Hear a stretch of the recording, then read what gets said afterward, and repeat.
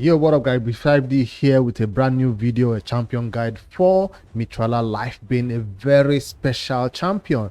And this one was requested by Gangus right here, asking to see my build, and was like, why not just put it in the video at all? I usually talk about my champion guides for epic champion. Before now, we're slowly getting to the legendaries, the awesome champions that make your account even better. So in this video, I want to show you all the places I use this champion. Whether you're an early game player or an end game player, you will use Mithrala Lifebain all the way till the end. So she's from the Dark Elves faction, and you'll find her right here, Mithrala, and she's available to be obtained for free. Yes, you cannot get this champion for free. You just have to put in the work and fight the Hydra battles. No matter how low you can get the damages done, you just have to fight them and get fragments of this champion until you obtain 100 fragments of her. It might take you 3 months, it might take you 6 months. You just have to keep fighting and get 100% of her and obtain her. She's worth it, totally worth it, because number one, she's a void affinity champion, and you cannot get her any way. There's no other way to obtain copies of this champion than only that way from the Hydra, which will only give you 1 copy. That's how special she is. Just like Lydia, where you have to fight the fashion ones to obtain her, Mithrala, you have to fight the Hydra heads, the wicked Hydra heads, to obtain her finally. But I think she's easier to obtain than Lydia. Lydia, you have to build a lot of champions. Although the Hydra, you just have to do what 16 champions, your best champions, to get it done. All right, so what's so special about her? Why is everybody talking about her? The first place I'll direct your attention to is her passive. That right here, I'm not interested on these 2 parts. First of all, let's just talk about this last part, right? It says increases this champion's resistance. That's not all. The amount by which it increases is equal to the amount of accuracy this champion has. There is no other champion I've seen in Racial Alliance that had a unique passive like this that changes accuracy into resistance. What does that mean? You do not need to build resistance on this champion. Just give her enough accuracy to do whatever you need her to do, and she will convert that accuracy into resistance automatically. So definitely this is one of the champions you will see in battle that cannot be debuffed. You can put your stun on her if you're relying on it from a skill. You can put decrease defense, decrease attack. You can cleanse her buffs. You can do whatever to her because of high resistance. Of course, when you build those some debuffers with over 1000 and accuracy, of course maybe they can do something to her, but usually she's very difficult to deal with, and champions who cannot be debuffed in Raid Shadow Legends are usually hard, difficult to kill. So that's the first thing I want to say that I like her, that she brings to the team, that high accuracy that can be turned into resistance automatically without you doing anything special. The next thing that she brings to the team is this debuff. She attacks all enemies. Yes, she will hit with this skill. She will place a hex debuff on them. If you do not know what hex is basically a fancy debuff that makes everybody else in the enemy teams take a little bit of damage. Just think of ally protection, but the reverse is the case. When they have X on them, you hit one person, all the other enemies take damage from that one hit also. Not a lot. I think it's 2% for damage for AoE hit, while it's about 10% for single target hit. So everybody gets that damage also. So it's a new debuff, and we are still getting used to it. And she was one of the newer champions in Raid who was introduced into this game with the Hex debuff, which is extremely useful for the Hydra. So she's usually your first Hex champion if you're new to Raid and you're just getting your Arbiter, you're just getting your what's her name now, Seal the Drake, and then you get a Mithrala. She just introduces to X and allows you to do damage to all the Hydra heads at the same time, even when you can't target that head that is usually requiring to have X on him before you can do damage on him for the Hydra. I'll not go into that much talking about the Hydra, but she's perfect for that content. Place Hex on that head and you can target that head that can usually not be targeted without Hex. So that's not all. Increase defense and increase attack are 2 debuffs you need for the clan boss. So if you're early game, I guess you have no other person to do increase defense for you, she can walk in that content, but that's not where she shines. The Demon Lord is not where she shines, but because she brings this increased defense and increased attack, most people have to feature her until they get better champions who can do their bidding. All right, now onto something else that she brings to the team. Remember, this is a debuff and a buff at the same time, but this is a cleanse. full team cleanse on a 3-turn cooldown is what we like to see from your legendary champions, and some epics also do have that full team cleanse, maybe on a 4-turn cooldown, but she has it on a 3-turn cooldown, which means it will happen a lot in long battles. Whenever the enemies just put debuffs on your allies, she can just cleanse everything off. This is a champion you want to take into the spider, that is either the any of those dungeon bosses that puts a lot of poisons on you, the spider, or even the new Doom Tower spider, the nether spider, places a lot of debuffs on you. And yeah, you just want a cleanser like this to come in there and cleanse it. She doesn't just cleanse, she adds a shield and a strengthen, 25% strengthen. That's the big version of strengthen that you actually need to survive longer. I'm taking my time with this champion skills because she's definitely worth explaining to newbies who are just coming into the game, who are not sure where to use her and how she's going to help them. Strengthening is also useful in the clan boss, yes, for early game players, and of course it's difficult to deal with in PvP content. I know I've not mentioned PvP yet, but I'm going to do a test battle so we can see how she can perform in PvP for you also.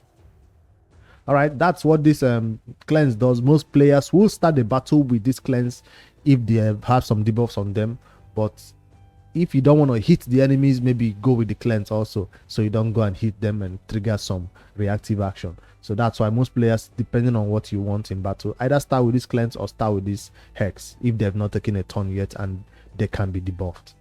A1 poison, not just one poison but 2 poison, 100% to land it when this champion is booked, but this is a random poison. So if there are 4 enemies or 5 enemies, she can't target one person and put the 2 poisons on them. It just goes scatters everywhere. It's random.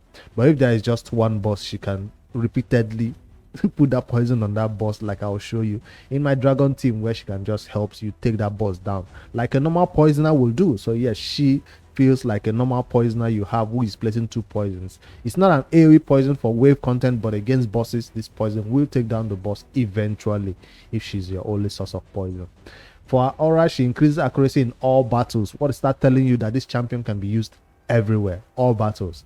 So if you can put her in the leader slot if you want to boost up that accuracy / resistance even more, if you don't have any better aura to put on her.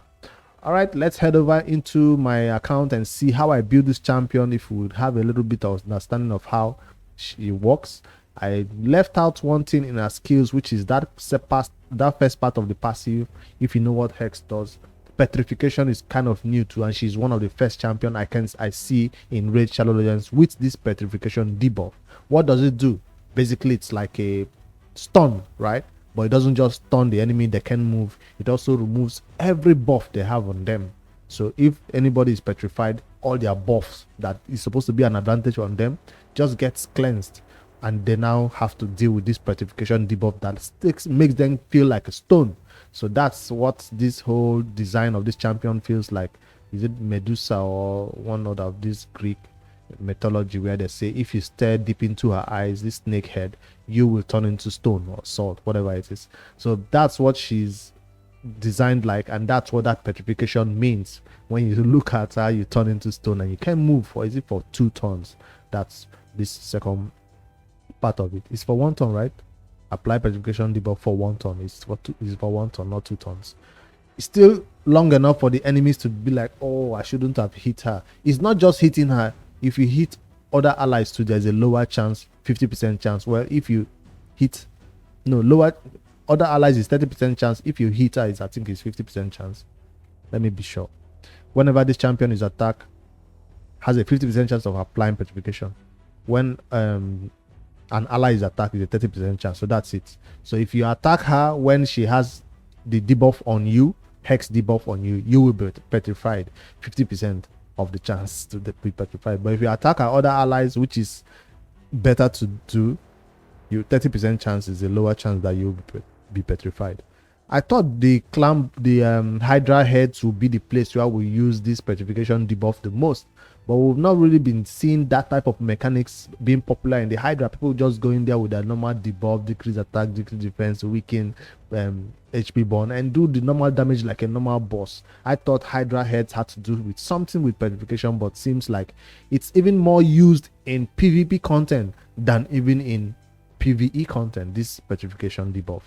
All right, it's time for me to show you my artifacts. The way I build this champion, I was focusing on PvP, because although with this same build she will work in PvE content in the Hydra, or even in Doom Tower content, she works perfectly.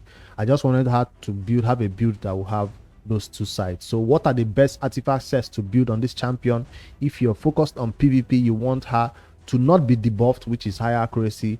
And of course, there are some sets like stun sets that will ignore accuracy. It doesn't have to have an accuracy check, right? So stun set, is it some other sets that has to come with artifacts? Any of those sets that will provoke sets from artifacts, she will be prone to those things. That's why I have to put this immunity set on her. It's one champion that deserves it, especially cleansers do deserve this immunity. And you're like, oh, the immunity set might just be cleansed or removed from her by a Madam series. Good luck, Madam. Hopefully you have increased accuracy to help remove that, but she's perfect for that.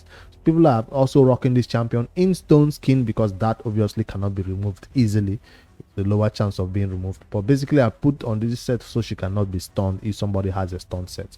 So if you're new to raid, of course you have to go with accuracy. Perception set works for her. You don't have this good awesome Fire Knight set yet, so a beginner set right here will be perfect perception set, which can be obtained by farming the faction wars and forging those items, right? So that's easily obtainable by most newer players in raid. Stalwart set maybe for clan boss. If you're heading towards that direction, this champion is not easy to kill, and since she's not there for damage, you're seeing from the explanation, she's just there to place debuffs, make the enemies go crazy, and not there for damage at all. Maybe just be adding a little bit of poison, but that doesn't need crit rate or crit damage. Poison just needs accuracy to make that magic happen. So you'll not be seeing me build this champion with any of these awesome damage set or anything. You want this champion to be tanky. Immortal will be fine for her if you're a beginner player. You just want her to be tanky, maybe healing herself along the way as she goes, so she's more difficult to kill and do the cleansing repeatedly. That's the perception set I was talking about. So beginner sets, and for end game set, of course, I'll always recommend the higher version of immunity. Some people put her in a protection set or stone skin set. This for end game bolster set. If you can get that HP on her very, very high, something to make her tanky and fast. I've not really seen people building a Mithrala Lifebain to be slow, because remember, your damage dealers or whoever gets stunned, get frozen, get decreased attack, decreased defense on them. She has to go in there and cleanse it before they get a turn.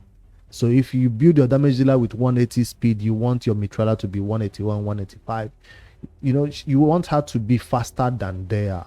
You don't want this champion to be running slow, just sitting there idle because she places one hex and then she just stands there the rest of the battle. No, she needs to be going again and again to be annoying in the battle. So this is not a tanky champion that should be slow. There are tanky champions that should be slow, like UDK, like what's her name, Osoga the Warcaller.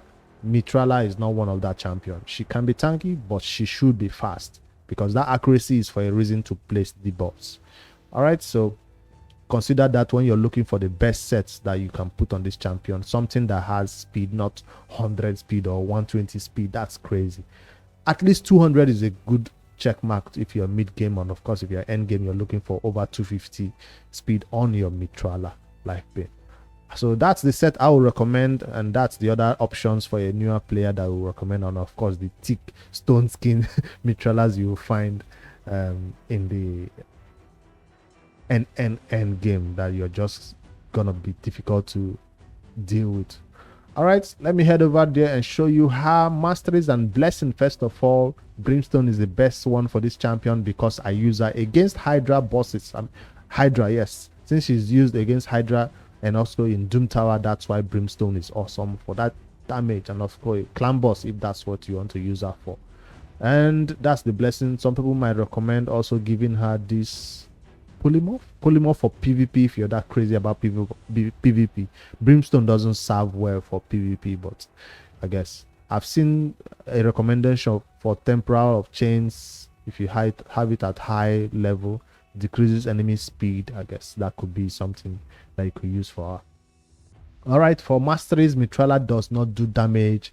And although she's being used against the Hydra, I didn't want her to have War Master because she's also being used in the PvP content, which is where I use this accuracy Eagle Eye the most. So I prefer her as a PvP champion, than a PvE champion. So depending on where your priorities lie, that's what determines whether you want to go offensive or defense and support. So if you're so crazy about the Hydra, about clan boss, you want her to be your damage dealer and all that, of course you always have to go War Master. If she's your only source of poison, you're just new to the game, remember you can always reset this later. You have a free reset later in the end game if you no longer want that mastery on her. So I will finally get this last one to increase the chance of her turn meter and all that. So but this is the main thing why I went towards. She already has enough accuracy, so there was no point to go this way, but she needed some HP and some healing, right? And shield, so she does place shield, so this also increases the value of her shield. That's why this is important. Some people argue that this is no need for this, but 10 resistance is something. This also increases ally resistance for each buff she places on them, so it's something, but it's not super important, the defense area, except you want to pump up that resistance a little bit because of PvP again. So this is the PvP mastery. Again, most people are using that for Hydra only. This is not gonna be the best mastery for you. Always check Hate's website or other content creators to see PvP build for a mastery that will go down to War Master. I think it's just gonna be a normal crit rate, crit damage all the way down here, nothing special. All right, I've explained Mithrala and how I built her and your options that you can put on her. This is just a normal tanky accuracy. I went high accuracy. I've not shown you her total stats right here. That's it. So I managed to get up to 451 accuracy right there, which converts into resistance. That 242 resistance was not on purpose, but it's gonna convert into resistance also, and be up to 700 in total. No crit rate or crit damage priority at all. Don't bother about that at all. 271 speed is respectable. Before doing this video, I tried to regear, but I didn't find a suitable speed. It was giving me 240 speed to get my HP and defense a little bit higher. I'll recommend 3.5 to 4k defense on this champion while you're going for any HP above 50k for tanks like this, who are a hybrid of everything. All right, that's Mithrala. Let's test her in some content so you can see her live in action. First of all, we'll go into PvP and show you the type of teams I will run her in, and against a team that I know will debuff me. That's a Mithrala right there. Will this team debuff me? No debuff right here. I'm looking for the team that I'm sure that will place some debuffs on me, and I'll just go in there and cleanse it. So, or a team that can easily survive their first hit. Okay, this is a Masteries. This is risky, but I'll take out my Imeko and put, this is risky, but let's just try it. If we are faster than them though, then that's not a reason to do it. I guess I'll have to show that off in a go second team if I'm too fast. Okay, I wasn't too fast. I'm looking for Madame to place debuffs on me. They don't really have a damage dealer right here. That's it. You see what happened? Everybody else has stuff on them right now, but check out Mithrala, nothing. So that Madame series obviously does not have enough accuracy to debuff me, and even if she does, then I have to do it. She has to deal with my high resistance right here. So let me boost myself up so Mithrala can do this. That's why you want her in your battles. Just cleanse everything that the enemies have done. Although this champion, this Mithrala, or this enemy team was not speed tuned, so they could have nuked me down if they were speed tuned, but they were not speed tuned, and that's why I'm getting a turn and cutting in after a Madame just took a turn. So that's what Mithrala can help you do. I've not showed off the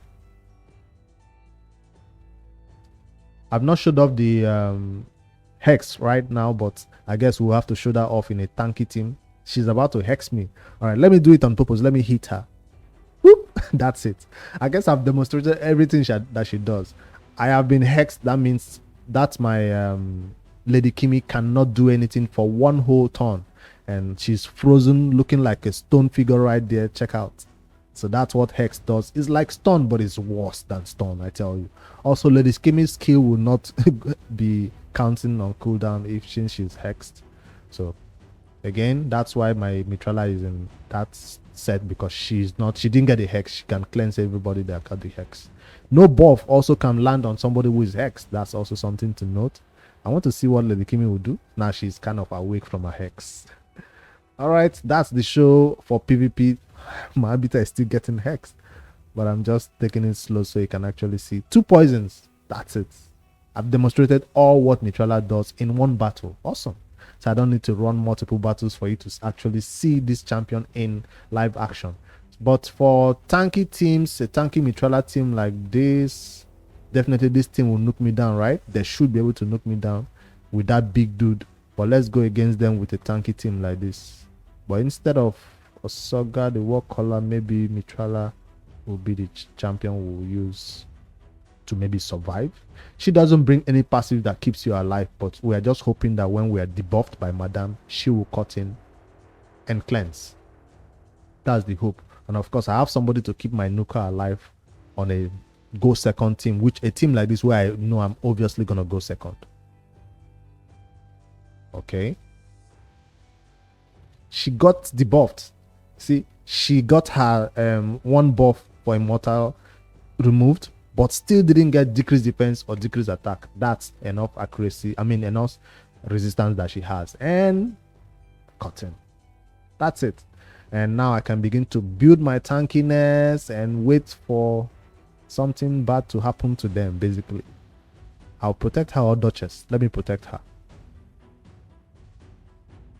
We're waiting for this dude to get his stuff off before I kill all his team. I don't want to hit everybody else, you know, when he's still alive, you know. So that's what a tanky team does. I will survive this. I will survive it. I did. And now they're about to die, and no, nothing can save them now. I killed somebody first. I was not supposed to kill somebody, because he will retaliate. All right, let's end it. Revive, and I'll take him down again. So take them all down now. Mithrala, I tell you, she works like this in PvP. She works like this in PvE. Although in the Hydra, she is more of a supporting character. I feel like her role here is very supportive than the Hydra, but that's where she's also functional in the Hydra team. I'll show you like a team where she works for me in the Hydra. I'll not run it. I'll just show you an example of that team, what it looks like, and that's her right here. So I don't have a cleanser in this team, right? No cleanser. Although I don't need a fear cleanser, but she is there to make me a little bit more tanky, and no healers than 1. So she's just gonna be placing that hex. She's there for the hex for that Hydra head, so they can all take damage, and I can target that head that is always stealing my buffs, right? If you don't target him, you will not be able to place block debuff buff. No, block buff debuff on him, so you can, you know, stop stealing your buffs and getting huge amount of tons. So that's my champion guide for Mithrala. Hopefully I explained enough of her abilities, and the content we tested her and showcased what she can do for your team. Checked out her masteries, her build, artifact sets that are best on her. Make sure you get a high enough accuracy as possible as you can, because you need that high resistance. You don't want a resistance 200 on a Mithrala. You want her to be, resistance is our first priority. Accuracy, resistance is the same thing on this champion. That's our first priority before you begin to talk of even speed, because there's no point going fast if you're already dead. So she needs to, you know, resist all those debuffs and survive, and then do the cleanse, and then your enemies, your allies can now go in. Either in a go first team like I showed me with the Arbiter team like I tried out, or a go second team with all bunch of sustained champions around her. All right, hit that like button for me if this helps you out. And yeah, that's my champion guide on Mithrala. If you have any other alternative way you build this champion, I'm interested in learning more about her. This is an older build that I did the first time I obtained her, and I've not revised this build since then because it's working perfectly for me, just like you see. Although the stats could be improved, but I've not looked into that yet. Until maybe I see some other build that you guys will suggest that works better, then I'll try it out, or maybe. All right, help me hit like and subscribe to my YouTube channel for more daily raid Shadowlands content. Later, guys.